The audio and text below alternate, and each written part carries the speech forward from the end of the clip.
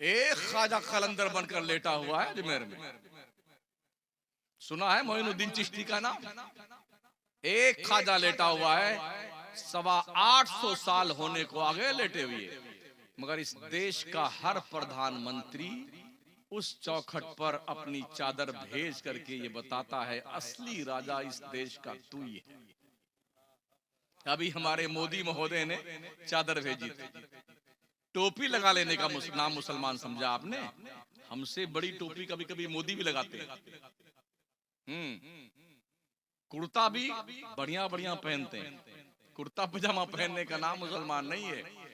भैंस, गाय, बकरा, तीतर, बटेर, मुर्गा, मछली ये सब खा लेने का नाम मुसलमान जी नहीं। आप जाइए इसी है अपने भारत में, जाइए केरला जाइए, कर्नाटक जाइए, मिजोरम जाइए, उड़ीसा जाइए, वेस्ट बंगाल जाइए, जनाबे वाला आंध्र प्रदेश जाइए, हमसे ज्यादा ये लोग खाते हैं।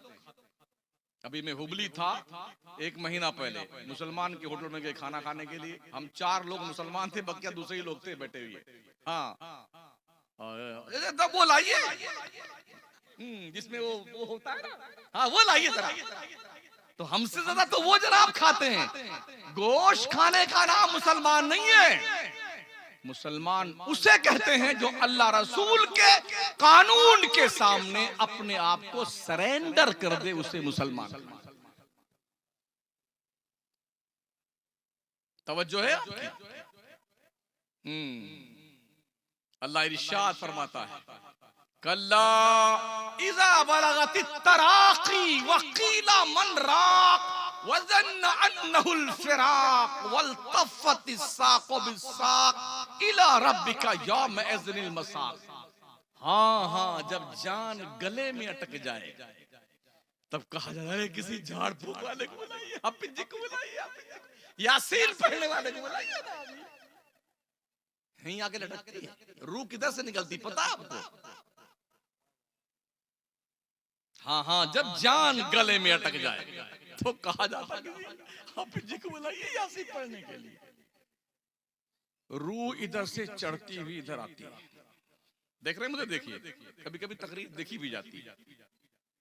यहाँ आती तो दम घुटने लगता है, और जब यहाँ आके फंसती है ना, अब बेटा बेटी पोता छोटका मजिलका बड़का, कोई अनार का जूस लिए हुए है, कोई मौसमी का, कोई अनानास का, इधर से 2 चम्मच ठूस रहा है। इधर बेटे अब तक कहाँ थे?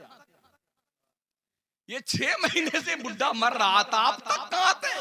जाकनी के वक्त तुम जूस पिला करके अपने बाप की वफादारी करने बैठे हो। ठूसे जा रहा बेटा, ठूसे जा रहा। जिस माँ बाप को अल्लाह के फरमान की रोशनी में, मैंने पीर की शान में कुरान में एक भी आयत नहीं देखी है। अगर कोई है मुझे बता दे। और उस पीर के पीछे पगला फिरता है मुरीद, पीर साहब बेवकूफ कहीं के, सुन कान खोल करके। ना हदीस में पीर का जिक्र है, ना कुरान में पीर का जिक्र है। हाँ, माँ बाप का जिक्र कुरान में भी है, हदीस में भी है। यकीन नहीं आता? पढ़ कुरान। फला तकुल लहुमा उफ वला तनहरहुमा वकुल लहुमा कौलन करीमा व इम्मा यबलुगन इंदकल किबर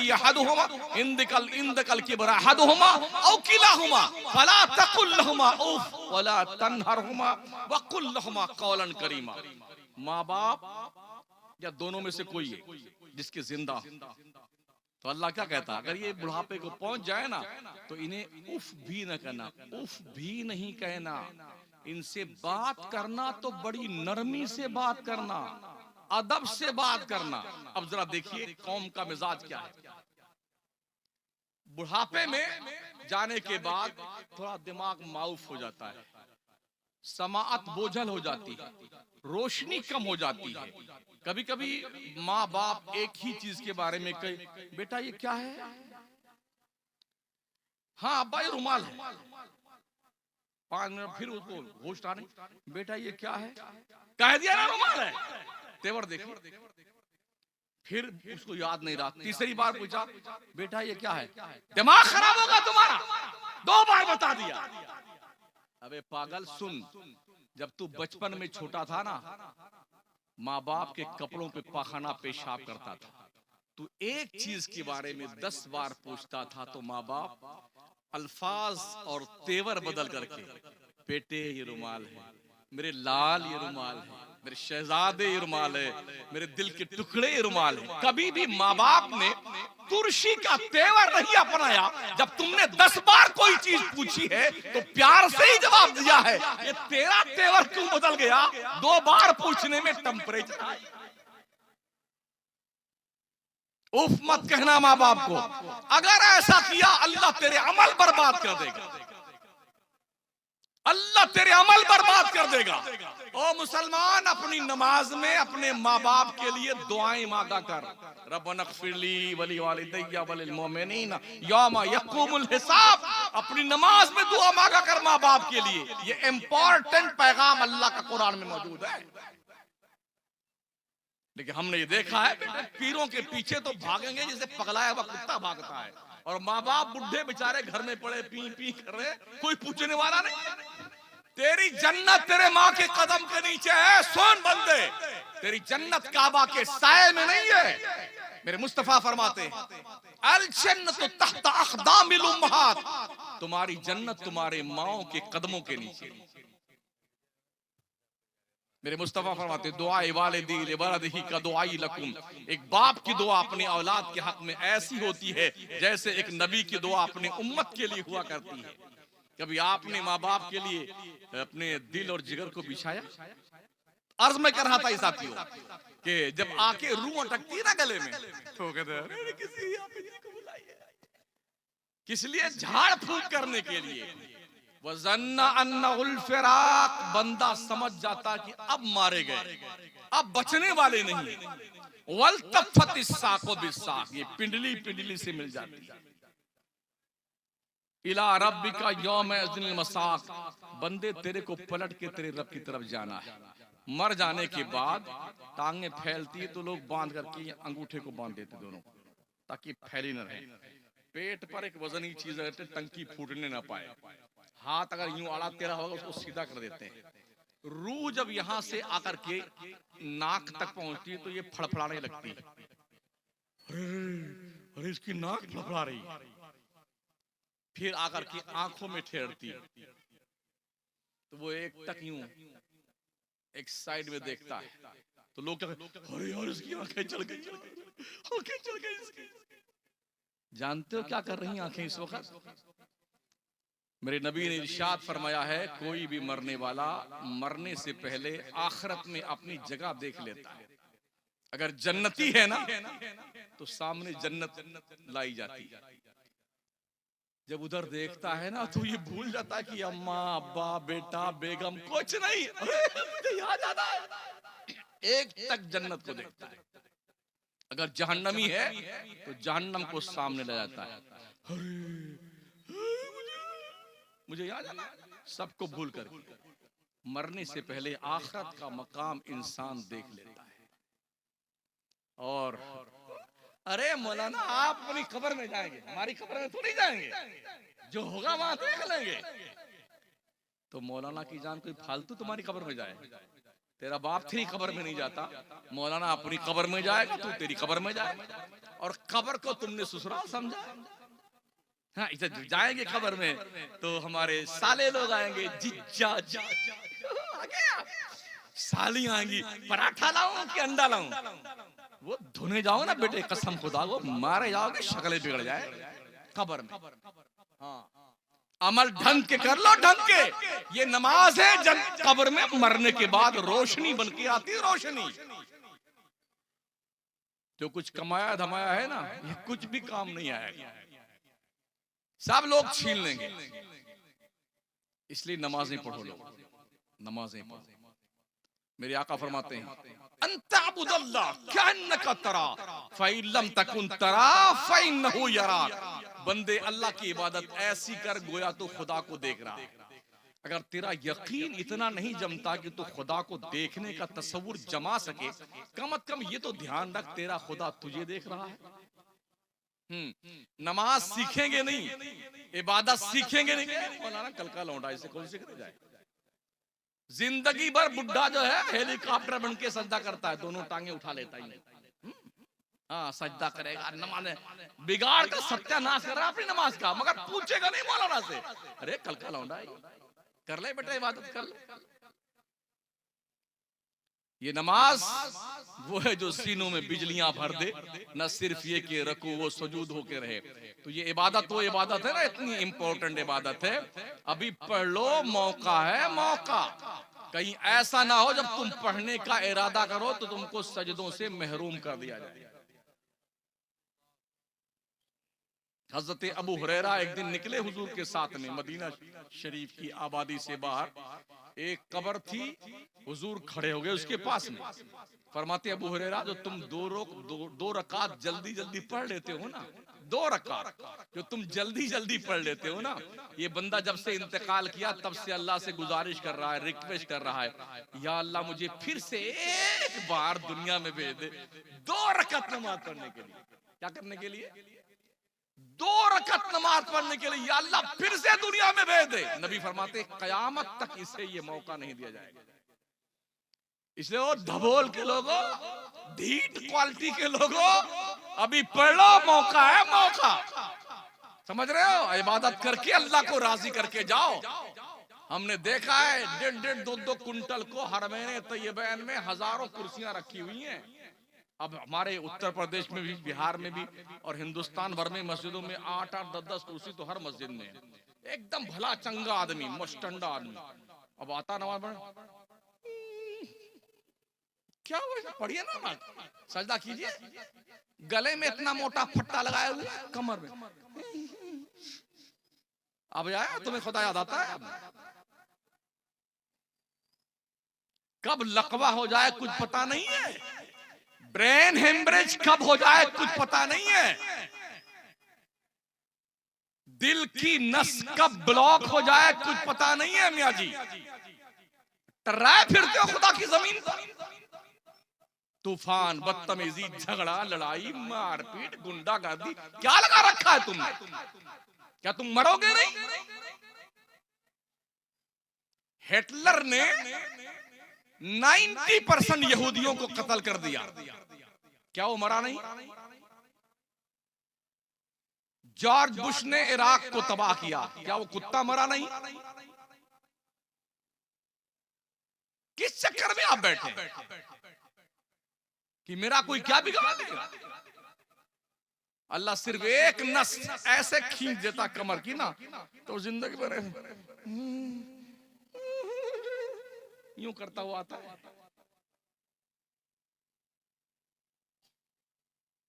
अभी मान जाओ मरे नहीं हो, अकल का इलाज कर लो, हलाल रोजी खाओ, हलाल, झूठ मत बोलो। माओ बहनों, तुम भेड़ बकरी चराने के लिए नहीं पैदा की गई हो, तुम्हारे भी नमाज पढ़ने की जिम्मेदारी है। ना शौहर की कब्र में बेगम जाएगी, ना बेगम की कब्र में शौहर जाएंगे, सब अपनी कब्र में जाएंगे और अकेले अकेले हिसाब देंगे। और हिसाब दे करके हजरत उमर से पूछो, हजरत उमर जानते हो नाम? वो हजरत उमर जिनकी नेकियां आसमान के सितारों के बराबर है, वो शान फारूकी। मेरे आका फरमाते लौ काना बादी नबिय्या लखाना उमर इब्न खत्ताब, अगर मेरे बाद कोई नबी आना पॉसिबल होता तो उमर इस शान का मालिक है, वो नबी बन के आता। वो उमर जिनकी शान में कुरान की आयतें उतरी हैं, वो उमर जिनकी शान में नबी की अहादीस मौजूद है, वो उमर जो आका फरमाते हैं उमर जो जिस गली से तू गुजरता है ना, शैतान तुझे देकर के डर के मारे भाग के दूसरी गली में चला जाता है। उमर तेरी शान ये है, तेरा रुतबा ये है, तेरा मकाम ये है। वो हजरत उमर फरमाते हैं अपने रब की दहलीज़े करम पर, हमारी औकात क्या यार, हमारी हैसियत क्या है। हजरत उमर को जब किसी ने जख्म दिया ना, शहादत का वक्त आया, इंतकाल का वक्त आया, तो हजरत उमर ने अपने बेटे को बुलाया, कहा बेटे, हकीमों ने क्या कहा? कहा अब्बा हुजूर कुछ वसीयत करनी है तो कर दीजिए, वसीयत कर दीजिए, अब आपके बचने की उम्मीद नहीं है। कहा अच्छा ये बात है, तो बेटे जाओ हुजैफा इब्नुल यमान अंसारी के पास जाओ, उनको बुला के लेके आओ। गए, बुला के लाए। हजरत उमर पूछते हैं, हुजैफा तुम्हें अल्लाह का वास्ता, उसके रसूल का वास्ता, हुजूर ने जो मुनाफिकों की लिस्ट तुम्हें दी थी, हुजैफा बताओ उसमें उमर का नाम तो नहीं है, जिसके पास नेकियां इतनी ज्यादा है। अल्लाह से डर देखिए। हुजैफा बताओ क्या मुनाफिकों की फहरिस्त में उमर का नाम तो नहीं है? हुजैफा ने कहा ये अल्लाह का राज है, उसके रसूल का राज है, मैं इसे फाश नहीं कर सकता। हजरत उमर ने कहा हुजैफा मैं राज फाश करने को नहीं बोल रहा हूं, बस इतना बता दो मेरा नाम तो नहीं उसमें है। कहा नहीं आपका नाम तो नहीं है। कहा चलो ठीक। बेटे से कहा बेटे हो सकता है हुजैफा ने अमीरुल मोमिनीन के डर से ये कह दिया हो, जब मेरा इंतकाल हो जाए तो ये ध्यान रखना हुजैफा ने जनाजे की नमाज पढ़ी कि नहीं पढ़ी। अगर हुजैफा ने उमर के जनाजे की नमाज पढ़ ली तो उमर मुनाफिक नहीं है, साहिब ईमान बन गई। और कहा बेटे जा अम्मा आयशा के पास और उनसे कह देना कि उमर के इंतकाल का वक्त करीब आ गया है, उमर ने आपको सलाम पेश किया है और ये कहा है कि जाके अम्मा आयशा से कह देना कि उमर इंतकाल के बाद अपने दोस्तों के बगल में दफन होना चाहता है। गए अम्मा आयशा की बारगाह में, हजरत अब्दुल्ला सलामी पेश किया, बाप का सलाम पेश किया, कहा मेरे अब्बा हुजूर ने ये कहा है। तो अम्मा आयशा ने कहा मैंने ये जगह तो अपने लिए मुंतखब कर रखी थी, लेकिन उमर की ख्वाहिश का एहतराम करते हुए मैं उमर को यहाँ पर अपने दोस्तों के पहलू में दफन होने की इजाजत देती हूँ। गए वो, हजरत उमर ने पूछा बेटे क्या कहा? आयशा ने, अम्मा आयशा ने कहा हुजूर उन्होंने इजाजत दे दी। कहा बेटे ध्यान रखना जब मेरा इंतकाल हो जाए ना तो ले जाकर के जनाजा तैयार करके कफन पहना करके दौलते करम पर रख देना और फिर पूछना, कहीं ऐसा ना हो कि आयशा सिद्दीका ने अमीरुल मोमिनीन का एहतराम करते हुए ये इजाजत दिया हो। उस वक्त कहना कि उमर आपका बेटा। सैयदा आयशा हालांकि उम्र में बहुत छोटी है हज़रत उमर से, मगर सारी दुनिया के मुसलमानों की माँ। कहना अम्मा आयशा से कि उमर जो आपका बेटा है वो आपके सामने चौखट पे लेटा हुआ है, आप परमिशन दे ताकि ये अपने पहलू अपने यार के पहलू में दफन हो जाए। कहा बेटे ये पूछ लेना, अगर इजाजत देती हैं तो ठीक है वहां दफन कर देना, मुझे इजाजत नहीं देती हैं तो मुझे जन्नतुल बकी कब्रिस्तान में दफन कर देना। ये 3 वसीयत हजरत उमर ने की और आपकी शहादत हो गई। अब जनाजा तैयार किया गया तो हजरत अब्दुल्ला हजरत हुजैफा इब्नुल यमान अंसारी को ढूंढते फिर रहे थे कि वो है कि नहीं। काफी तलाश और जुस्तजू के बाद देखा उन्होंने बाद में कि हजरत हुजैफा हैं जनाजे के, वो भी लाइन में खड़े हुए हैं। तो अल्लाह का शुक्र अदा किया कि मेरे बाप मुनाफिक मन के नहीं तशरीफ ले गए। और जब आपका जनाजा उठाकर लेके आए दरे दौलत पे रखा और कहा अम्मा आयशा आपका बेटा उमर आपकी चौखट पे आया हुआ है, इजाजत दे दें अपने यार के पहलू में दफन होने की। तो हजरत आयशा ने कहा उमर को उसके दोस्तों के पहलू में दफना दो। और हजरत आयशा उठी और अपने चेहरे पे नकाब डाला, उस कमरे से बाहर निकल गई। ये फरमाते हुए अब तक कोई पर्दा नहीं था। एक मेरे शौहर थे मोहम्मदुर रसूलुल्लाह, दूसरे में मेरे बाप अबू बकर, इन दोनों से पर्दा नहीं। तीसरे उमर गैर महरम है, आयशा इस घर में नहीं रहेगी जहां गैर महरम दफनाया गया हो। ओ इस्लाम की मुकद्दस शहजादियों, माँ और बहनों, तुम कहां भागती फिरती हो? इस मजार पे उस मजार पे, इस बाजार में उस बाजार में, कहां भागती फिरती हो? अगर उमर जैसे परहेजगार, अल्लाह का मुंतखब बंदा, हुजूर का पक्का गुलाम और आशिके सादिक, अगर उससे पर्दा दुनिया भर के मुसलमानों की माँ आयशा कर रही है तो तुमको क्या हुआ है? मुजावर और तमाम हजारों के बाजार में लोग रहते हैं, उसी में धर्राटा मार के हमारी बहनें, हमारी बेटियां, हमारी माएं मजारों पे घूम रही हैं, झूम रही हैं। मरने के बाद क्या जवाब दोगी कब्र में अपने अल्लाह को? तैयारी करना, हिसाब जोड़ के रखो। तैयारी कर लो अपने रब की जनाब में जाने के लिए। अल्लाह इरशाद फरमाता है, हुजूर फरमाते हैं जो आपने खाया वो वेस्टेज माल बन गया, जो पहना वो पुराना हो गया। अभी हमने इसको नया नया बनाया है, हो गया 15 दिन लेकिन ये भी पुराना हो जाएगा जरा, ठीक है ना, फिर नया बनेगा अगर जिंदा रहेंगे तो। जो पहना वो पुराना हो गया, जो खाया वो वेस्टेज माल बन गया, जो अल्लाह की राह में दिया वही काम आएगा। और इस पर मैं दलील पेश कर दूं, अल्लाह फरमाता व अनफिकू मिम्मा रज़क़नाकुम मिन क़ब्लि अन याति अहदकुमुल मौत फयक़ूल रब्बी लौला अख़रतनी इला अजलिन क़रीब फ़असद्दक़ व अकुम मिनस सालिहीन। अल्लाह फरमाता मेरे बंदो, मेरी दी हुई हलाल रोजी में से मेरे रास्ते में खर्च किया करो, इससे पहले कि तुझे मौत आ जाए। और जब मलकुल मौत आए ना तो तुम क्या कहते हो? फयक़ूल, अरे अल्लाह, अरे मलकुल मौत को थोड़ी देर के लिए रोक दे या अल्लाह, इसको थोड़ी देर के लिए रोक दे मलकुल मौत को। क्यों? फ़असद्दक़ व अकुम मिनस सालिहीन, ताकि मैं सदका कर लूं, खैरात कर लूं, तेरे रास्ता में पैसा वैसा खर्च कर लूं, नेक बन जाऊं। 80 साल तक जिंदगी पाई थी आपने, अब तक अल्लाह याद नहीं आया? जब मलकुल मौत का चेहरा देखो, रोक दे अल्लाह। वलन युअख्खिर अल्लाहु नफ्सन इज़ा जाअ अजलुहा वल्लाहु खबीरुम बिमा तामलून। मौत का एक वक्त मुतय्यन है, अपने वक्त से 1 सेकंड पहले नहीं आएगी, 1 सेकंड बाद में नहीं आएगी। अल्लाह तुम्हारे करतूत को जानता है। तुम रात के अंधेरे में कोई जुर्म करते हो ना, अल्लाह वो भी जानता है। दिन के उजाले में जुर्म करते हो, अल्लाह वो भी जानता है। तुमसे पहले नबियों की उम्मतों का हाल क्या था? लोग जुर्म करते थे रात में ना, तो उनके घर के दरवाजे पर लिखा होता था इस आदमी ने रात में ये गुनाह किया। किसी की पेशानी पे लिख दिया जाता इसने ये गुनाह किया। शुक्र मनाओ, आबरू बची हो, शुक्र मनाओ। हमारे जुर्म उनसे कहीं ज्यादा है, बचे क्यों हैं हम?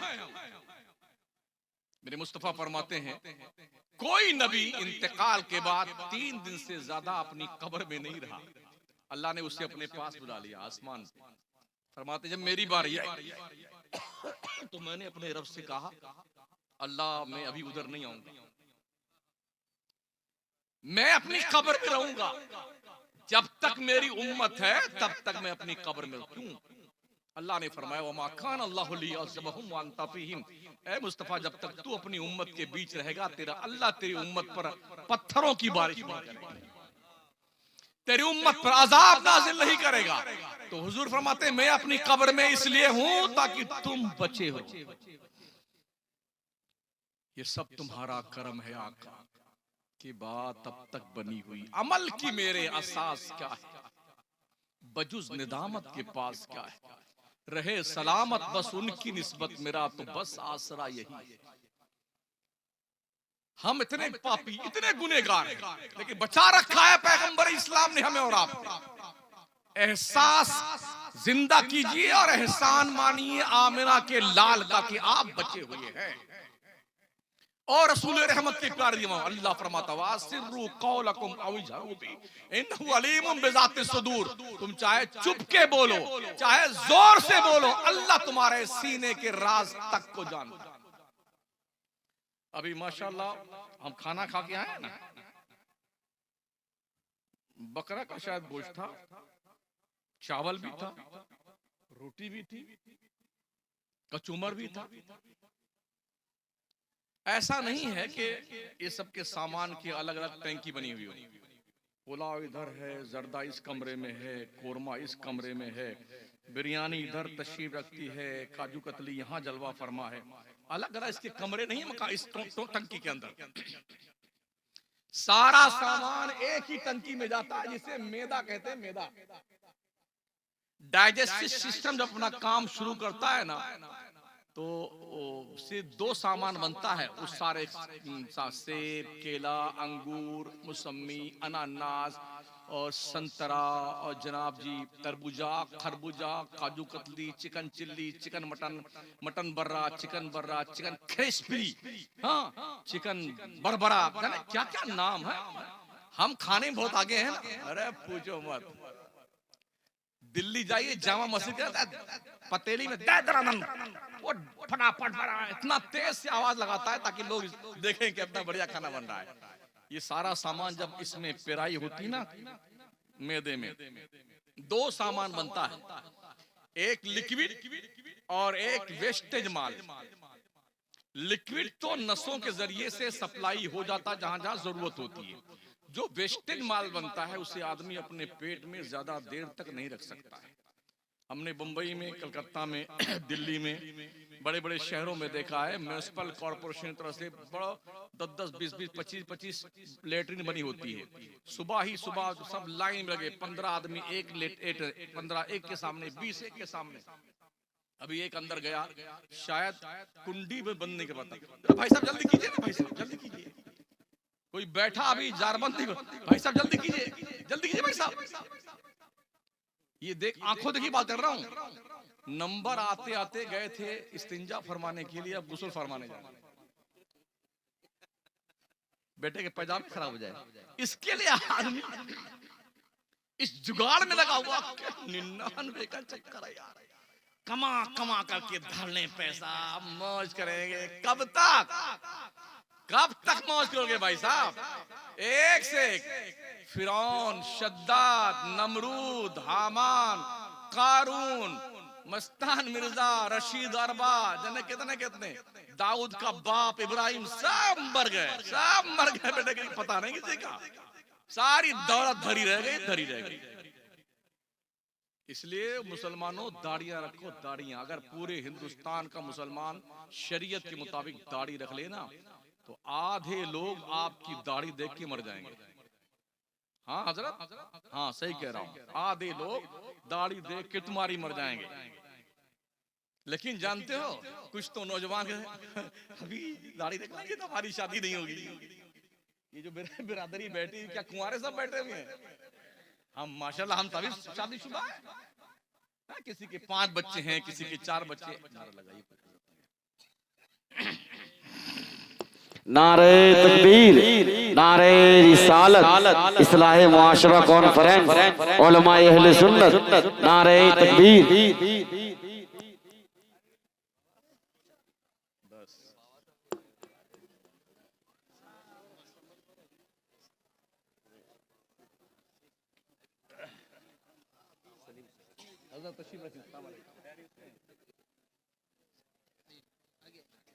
बस 10 से 15 मिनट के अंदर अंदर मैं अपनी गुफ्तगू को फुल स्टॉप दे रहा हूँ। 1.25 घंटा मुझे हो गया बोलते हुए। दुरूशी पढ़ लीजिए। अरे थोड़ा इधर देखिए। मोहम्मद सल्लल्लाहु अलैहि वसल्लम बाद मोहम्मद सल्लल्लाहु अलैहि वसल्लम। तो मैं अर्ज कर रहा था साथियों, ये जो बिरादरी बैठी है मेंबर नूर पर, ये सब कुंवारे नहीं है, सब शादीशुदा है। दाढ़ी रख लेने की बुनियाद पर कोई कुंवारा नहीं रहता। अफगानिस्तान में 98% लोग दाढ़ी वाले हैं, तो क्या उनकी शादियां नहीं? आदमी बुढ़ा जाता है तब तक बेटा घूंढते ही रहता है। हाँ, एक दिन नागौर शरीफ में हम बैठे हुए थे, तकरीर करने गए थे, मस्जिद से नमाज पढ़ के निकले तो बिल्कुल गेट के सामने हज्जाम की दुकान थी। एकदम बूढ़ा बंदर दिखाई पड़ा मुझे। दांत थे नहीं उसके, 80 साल की उम्र रही होगी। तो ये दांत थे तो दोनों गाड़ आपस में मिल जाते नहीं। तो उसके सामने गया हज्जाम के यहाँ। अच्छा, इनकी लैंग्वेज हज्जाम जानता है, तो अपनी ज़बान मैंने कहा क्या बक रहा है यार, मेरी समझ में नहीं आता। हज्जाम समझ गया क्या कह रहा है ये। जी तो अच्छा बैठिए बैठा। जब बैठ गया ना तो जाहिर साहब दोनों गाल आपस में तो उस्तुरा चलाए ना तो चल नहीं पाए। जरा गुब्बारा फुलाइए तो दोनों में हवा भरता बेटा।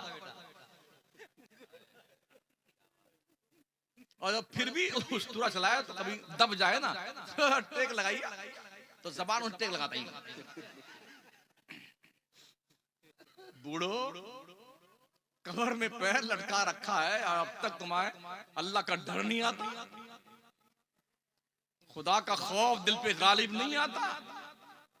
इमाम अहले सुन्नत सरकार आला हज़रत, अंधेरा घर अकेली जान दम घुटता दिल उगता था, खुदा को याद कर बंदे वो साथ आने वाली। याद कर, उलमा की कदर कीजिए, उलमा की, समझ रहे हो? हाँ, इसलिए कि उलमा अगर नहीं रहेंगे ना तो बगैर कफन दफन के जाओगे। अभी देखा हमने लॉकडाउन में, आपने देखा नहीं देखा? शमसुद्दीन गए थे अपने अब्बा की डेड बॉडी लाने के लिए, तो गंगाराम को पकड़ा दिया गया कि यही आपके अब्बा हैं। प्लास्टिक में ऐसा बेटों ने लपेट लपेट के मारा है हिंदू मुस्लिम सिख ईसाई को, हाँ, कोई जान ही नहीं पाया। हम लेके आए गंगाराम को और उसको दफन करके आराम पर बांधे, और गंगाराम गए तो शमसुद्दीन को पकड़ा दिया गया, ले जाइए स्वाहा, खत्म कहानी। कितने तो ऐसे गए, 2 पुलिस वाले गन मशीन लेके आते थे, वो भी प्लास्टिक के डब्बे में बेटे पैक रहते थे, मुर्दा भी। हाँ, बस अरे यार क्या हो गया भाई साहब। तो जब आए एक साहब की जनाजे नमाज पढ़ाने का मुझे भी शरफ हासिल हुआ, जो कोरोना से मरे थे, तो उसमें रखे हुए थे गाड़ी में, और अगले सीट पर ड्राइवर बैठा हुआ था। लग गई सब, उठे नहीं वहां से वो। मैंने कहा उतर जाओ ना, तेरी पढ़ा दूंगा मर दूं। जल्दी से उतर के भागा अगली सीट छोड़ करके। जनाजा तो हमने पढ़ा दी, लेकिन वो जेसीबी से कब्र खोदी गई थी, उसी जेसीबी ने उसे डाला उठाकर अंदर, उसी ने मिट्टी संभलाई। अगर उलमा नहीं रहेंगे ना तो ये हालात होंगे। उलमा को अपनी दौलत के बुनियाद पर तौला मत करो। इल्म पैसों से नहीं आता है, ज़ालिका फ़ज़्लुल्लाह युतीहि मन यशा, ये अल्लाह का फजल है, जिसे चाहता अता फरमाता है। हाँ, पैसे से अगर जो है इल्म आता ना, तो अब तक ये सर्टिफिकेट दिखा चुके होते। हमारे देश के बड़ी कुर्सी पे बैठे हुए हैं, अब तक अपनी मार्कशीट नहीं बता पाए। पैसे से मार्कशीट बनती ना तो अब तक मिल जाती, मार्कशीट पैसों से नहीं मिलती भाई साहब, पढ़ना पड़ता है, पढ़ना पड़ता है। इसलिए पढ़िए, पढ़िए और सिर्फ पढ़िए, तभी आप आगे पढ़ पाएंगे। इल्म का कोई विकल्प नहीं है, कोई मुतबादल नहीं है। हमने मुंबई में बड़े बड़े सठियाए हुए सेठों को देखा, पागलों को, अरबपति हैं, मगर जानते हो कैसे कलम पकड़ते हैं? ऐसे पकड़ते हैं। टिटेरी टिटेरी चिड़िया, उसका टांग बना के दस्तखत करते हैं।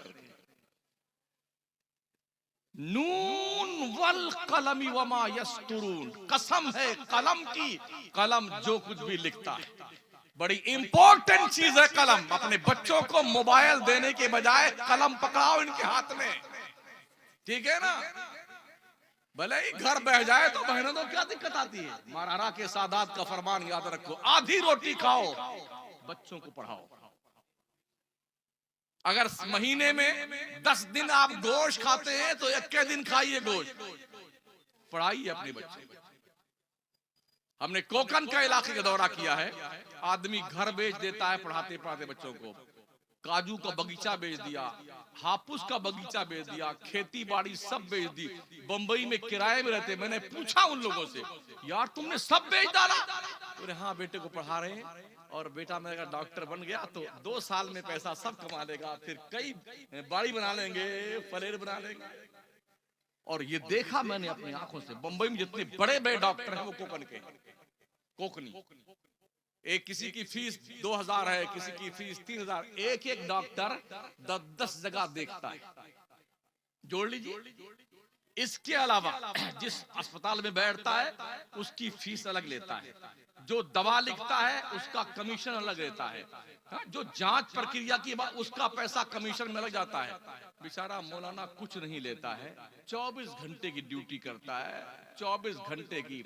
मर जाओ तुम्हारे जनाजे की नमाज पढ़ाए, बेटवा पैदा हो जाए कान में अजान पुकारे जाए, बिटिया के कान में इकामत पुकारने जाए, और बीमार बुखार हो गया तो झाड़ फूंक करने आ जाए, सब फ्री ऑफ चार्ज, एक को पैसा मजदूर नहीं देता है। तौफीक नहीं। जब कोई मरेगा तब दावत मौलाना की, और शादी हो इमाम साहब भूल गया था। वाह क्या लॉजिक है तुम्हारी। जो आलिम तुम्हारे पैदा होने से लेके तुम्हारी मौत तक तुम्हारे काम आता हो, तुम उसको नेगलेक्ट करते हो। यही नहीं, मरने के बाद जन्नत में जाओगे ना, वहां भी मौलाना की जरूरत पेश आएगी। जब जन्नती जन्नत में चले जाएंगे, जहन्नमी जहन्नम में चले जाएंगे, और मनादी पुकार कहेगा खालिदीना फीहा उलाइका हुम खैरुल बरिया, ओ अहले जन्नत खुश हो जाओ, तुम सब हमेशा जन्नत में रहोगे, अब कभी निकाले नहीं जाओगे। जहन्नमी जहन्नम में जाएगा तो फरमाया जाए खालिदीना फीहा उलाइका हुम शर्रुल बरिया, तुम सब हमेशा जहन्नम में रहोगे, बदतर मखलूक हो, कभी निकाले नहीं जाओगे। फिर अचानक एक दिन अल्लाह का मनादी आवाज देगा, अहले जन्नत खुश हो जो नेमतें अल्लाह ने दी। हाँ हाँ, हम अपने रब की रजा पर राजी, अल्लाह ने अपने वादे के मुताबिक हम पे करम फरमाया और अपनी जन्नत में हमें जगह अता फरमाई। बोलो कुछ और चाहिए, कोई नेमत बाकी है? नहीं, अल्लाह सब है। तो कुछ जो ज्यादा होशियार, यार कुछ तो बाकी है, जब ही अल्लाह पूछवा रहा है ना, अब कौन बताएगा इसको? तब सब मशवरा करेंगे, अब चलो मौलाना लोगों के पास चलते हैं। जन्नत में भी मौलाना काम आएगा महोदय जी। कहा चलो मौलाना लोगों से पूछते हैं कि अब क्या बाकी रह गया जन्नत में जो अल्लाह ने हमें नहीं दिया। तो सब मिलके आएंगे, हजरत अल्लाह के ने पूछा है कि कुछ और बाकी है तुम्हारे लिए जो नहीं मिला है? तो मौलाना कहेंगे हाँ हाँ। कहा वो क्या हजरत, जल्दी बताइए ना। तो मौलाना कहेंगे अल्लाह ने वादा किया था हम अहले जन्नत को अपना दीदार करवाएंगे। तो जन्नती हाँ मेरे अल्लाह अपना दीदार करवा दे। फिर अल्लाह जब अपना दीदार बिला कैफ बगैर पर्दे के ओपनली करवाएगा ना, तो अहले जन्नत मदहोश रहेंगे कितनों बरस तक। अल्लाह का हुस्न देखने के बाद, अल्लाह का जलवा देखने के बाद, अल्लाह का जमाल देखने के बाद, तो आलिम की जरूरत वहां भी पेश आएगी। दो बात जहन्नम की सुन लीजिए। अरे सुना है, जहन्नम का नाम नहीं सुना है? हमारे यहाँ कम ही सुना, जहन्नम कम बताया जाता है। जन्नती जन्नती जन्नती। जहन्नम को भी अल्लाह ने पैदा किया, कितना गहरा है। मेरे नबी अलैहिस्सलाम इरशाद फरमाते हैं कि जिब्रील आए एक दिन हुजूर की खिदमत में, बहुत जोरदार धमाके की आवाज सुनाई दी। मुस्तफा करीम ने पूछा जिब्रील ये आवाज काहे की आ रही? जिब्रील ने कहा यार रसूल अल्लाह, जहन्नम की मुडेर से एक पत्थर 70 साल पहले ढकेला गया था जहन्नम में, 70 साल के बाद जहन्नम की तह में पहुंचा है, ये आवाज उसके धमाके की है। इतना गहरा जहन्नम। हर जन्नती को, हर इंसान को इसी पुल को पार करना होगा जो जहन्नम के पीठ पर बनाया गया, जिसे पुल सिरात कहते हैं। बाल से ज्यादा बारीक है और तलवार से ज्यादा तेज है। जहन्नम इतना खतरनाक, इतना खतरनाक, सुई के नोक के बराबर अगर आग दुनिया में डाल दी जाए तो पूरी दुनिया जल करके राख बन जाए। जहन्नम की बदबू अगर सुई की नोक के बराबर दुनिया में डाल दिए, उसकी बदबू से लोग मर जाएंगे, सारी मखलूक मर जाएगी। वो जहन्नम, इससे डरने का हुक्म दिया गया। ठीक है ना? जहन्नमी के हवाले से फरमाया गया, मेरे आका फरमाते हैं अगर मुसलमान अल्लाह से डर के रोता है ना खौफ खुदा की बुनियाद पर, तो खुदा के डर से रोने की बुनियाद पर जो आंसू गिरता है ना, अगर एक कतरा आंसू जहन्नम में डाल दिया जाए तो उस जहन्नम को ठंडा कर देता है। मुसलमान का खुदा के खौफ से डर कर गिरने वाला एक कतरा आंसू जहन्नम को ठंडा कर देता है। तो कभी कभी रोया भी किया कीजिए। हम कितने बेहिस हैं, बकरी मर जाए तो रोए हजरत, मुर्गी मर जाए तो रोए, अब्बा मर जाए तो रोए, अम्मा मर गई तो रोए, और जब बारिश का तूफान आया और ये कौन सी नदी, महानंदा की नंदा, हाँ महानंदा में उबाल आ गया और सब खेत खलियान में, तब लोग रोते। अरे कभी अल्लाह के खौफ से भी रोया कर बंदे।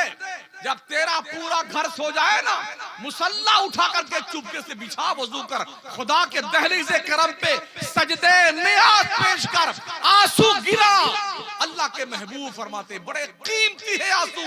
डॉक्टर इकबाल कहते मोती बना के शान करीमी ने चुन लिए, कतरे जो टपके मेरी अरके इंफियाल के। अल्लाह को रोने वाले बंदे बहुत पसंद है, कभी रो कर तो देखो। जहन्नमी को जो दांत है ना, दांत, एक दांत ओहद पहाड़ के बराबर होगा। ओहद पहाड़ कितने किलोमीटर में पता है आपको? 15 किलोमीटर में ओहद पहाड़ फैला हुआ है। 32 दांत हैं हमारे मुंह में, एक दांत 15 किलोमीटर का, तो 32 को 15 से मल्टीप्लाई कीजिए, गुणा कीजिए, कितने किलोमीटर? लगभग, मेरा मैथ थोड़ा कमजोर है,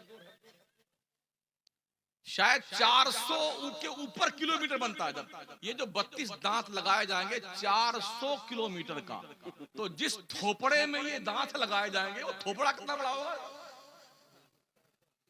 400, देखिए माशाल्लाह, 480 किलोमीटर का दांत का पूरा जबड़ा बनाया जाएगा जहन्नमी का।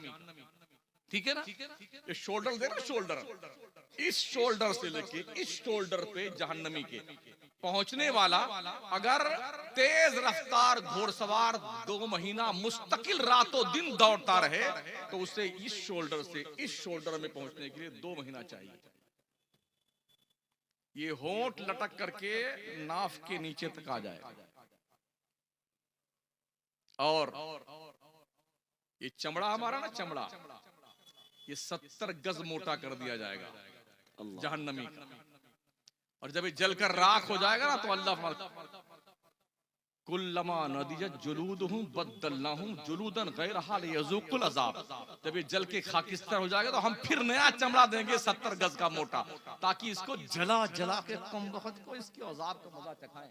बड़ी गुंडागर्दी करी थी तुमने धबोल में, बड़ी बदतमीजियां तुमने करी थी, और ठोके जाओगे मारा जहन्नम में तपा तपा करके। अल्लाह के फरिश्ते कूट कूट के मारेंगे। ये बेटे की निस्बत मेरी तरफ से है, अल्लाह अपने बंदों की इस तरह कुटाई करेगा। हालांकि अल्लाह बड़ा शफीक है, 70 माओं से ज्यादा प्यार अल्लाह अपने बंदों से करता है। हम फिर भी बाज नहीं आते हैं, ना अल्लाह की मानते हैं, ना मौलाना की मानते हैं, ना रसूल की मानते हैं। हम तो वही करेंगे जो हमारे दिमाग शरीफ में आएगा। हम तो चौकीदार हैं ना, हम नंबरदार हैं, और हम सरपंच महोदय हैं। देख लो फिलिस्तीन का हाल क्या है। एक बच्चे से एक पत्रकार ने पूछा, बेटे तुम बड़े होकर क्या करोगे? तो उस बच्चे ने कहा कि हम बड़े होने के लिए नहीं पैदा हुए। कहा फिर किसके लिए? कहा शहीद होने के लिए पैदा हुए। कितने बच्चों को हमने देखा वो अपने हाथ पर अपना नाम लिखवा रहे थे। लोगों से पूछा गया क्यों लिखवाते हो? कहा पता नहीं किस वक्त हमारा मकान ढह जाए, बम बरसा दिया जाए, जब हम मलबे में दब के मर जाएंगे तो कम से कम हमारे माँ बाप हमारा नाम पढ़ के हमें पहचान तो नहीं, मेरा बच्चा यही है। 40 दिन के ऊपर हो गया है उस मुल्क के मुसलमान पर बमबारी की जा रही है। इसके बाद भी हमने ये नहीं देखा कि मस्जिद में मुसलमानों में एक नमाजी का इजाफा हुआ। कम से कम 12 से 14 हजार मुसलमान शहीद कर दिए गए, बच्चे, बूढ़े, मर्द, औरतें। अरबों खरबों की संपत्ति तबाह कर दी गई उन कुत्तों के जरिए से। लेकिन एक भी मुसलमान नमाजी का इजाफा मस्जिद में नहीं हुआ। वही जो पहले से आते थे वही आ रहे हैं। मतलब ये कि हम इतने बेफिक्र हैं, वो तो फिलिस्तीन में हो रहा, हमारे साथ कुछ थोड़ी हो सकता है। इंतजार कीजिए वक्त का। लोगों ने प्लानिंग तैयार कर रखी है, ये रिहर्सल है जो बाज़ाब्ता तौर पर ट्रायल के तौर पर देखा जा रहा है कि किस तरह से मुसलमानों को दुनिया के सफे से मिटाया जाए। ये पूरा प्लान बनाया जा चुका है। खुदा ने आज तक उस कौम की हालत नहीं बदली, न हो जिसको ख्याल आप अपनी हालत के बदलने का। ठीक है ना? इसलिए होश के नाखून लीजिए और मरने से पहले बाज आ जाओ, तौबा कर लो। बल्कि हरदम तौबा करते ही रहा करो। ये पता नहीं किस गली में दबोच लिए जाएंगे। उजाले अपनी यादों के हमारे साथ रहने दो, न जाने किस गली में जिंदगी की शाम हो जाए। ऐनमा तकूनु युदरिकुमुल मौत वलौ कुंतुम फी बुरूजिन मुशय्यदा। तुम चाहे मजबूत किले में बंद हो जाओ ना, मौत का आहनी पंजा तुम्हारे गले को दबोच कर तुम्हारी रूह निकाल के लेके जाएगा। फरिश्ते मौत आता है तो 500 फरिश्तों की जमात लेके आता है। आका फरमाते हैं अगर ये फरिश्ते 500 नहीं आते ना तो जानते हो काम इनका क्या होता है? ये फरिश्ते पकड़ के मुर्दे को दबोच के बैठते हैं मरने वाले को। नबी फरमाते हैं अगर पकड़ के ना बैठे ना तो तुम देखोगे मुर्दा मौत की शिद्दत से जंगलों में भागता फिरता। वो सब दबोच के रखते हैं, फिर मौत रूह निकालते हैं। क्या आप समझते हैं रूह आसानी से निकलती है? ये जो मुर्गा है ना, बॉयलर मुर्गा, एक ही आदमी ऐसे दोनों पंख पकड़ लेता, उसकी मुंडी यूं रहता ही, कुछ नहीं बोलता बेचारा बॉयलर वाला। आलू से खराब भी, एक ही आदमी ऐसे पूरा पकड़ो, बिस्मिल्लाह अल्लाह, खत्म कहानी। मैं जो देखता हूँ बोल रहा हूँ, अकेले एक आदमी यूं पकड़ के मुंडी पोंखा सब खत्म कहानी। लेकिन देसी मुर्गा जो हमारे जंगलों में परवान चढ़ता है ना, घर गली में बांस के अंदर जो परवान चढ़ता है ना, उसको अकेले कोई जुबान नहीं कर पाता है। पैर दोनों पंख पे दबाना पड़ता है, कसके उसकी मुंडी एक आदमी पकड़ता है, दोनों टांग पड़ता है। जब शुरू करता बिस्मिल्लाह, वो अगर छूट जाए ना उसकी टांगे तो खून खराबा कर दे वो। क्या समझते हैं आप? जब एक मुर्गा की जान इतनी मुश्किल से निकलती है तो हम तो 6 फीट के आदमी हैं, क्या हमारी जान इतनी आसानी से निकल जाती है? दुआ करें अल्लाह हमारा आपका ईमान पर खात्मा फरमाए। आपने महफिल मुबारक सजाई है, इस्लाह मुआशरा कॉन्फ्रेंस है।